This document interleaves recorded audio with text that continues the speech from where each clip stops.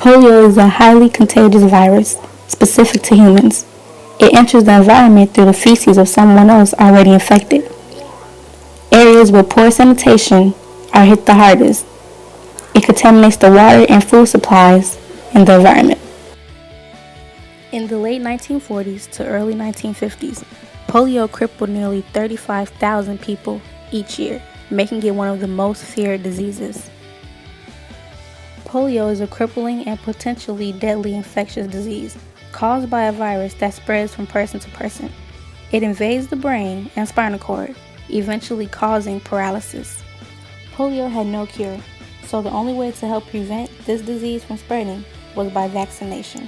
Dr. Renan Coleman conducted that the oral polio vaccine caused some cases of paralysis. In America, the number of polio incidents increased by a dramatic 50% after receiving the treatment. The government was warned of this danger back in 1956, but the doctor who made the discovery was ignored. Finally, a doctor by the name of Jonas Salk began his studies on the polio epidemic. Salk knew there wasn't a cure, but he introduced a way to prevent it. In his studies, he killed the polio virus, but kept it intact enough to trigger the body's responses. On July 2, 1952, Salk tried a refined vaccine on children already with the virus and also on volunteers, including himself and his family. He found that his patients produced antibodies to help prevent the polio. Could this have been the cure he was searching for? Another researcher came into play. Albert Sabin didn't think that Salk's vaccine was strong enough, so he mimicked the real-life infection as much as he could and tested this on monkeys.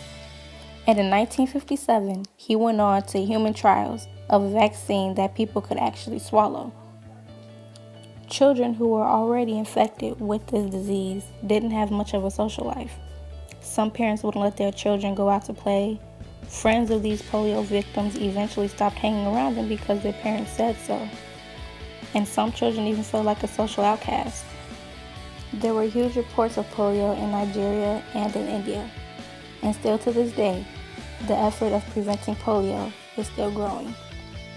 Everybody can help, can be a part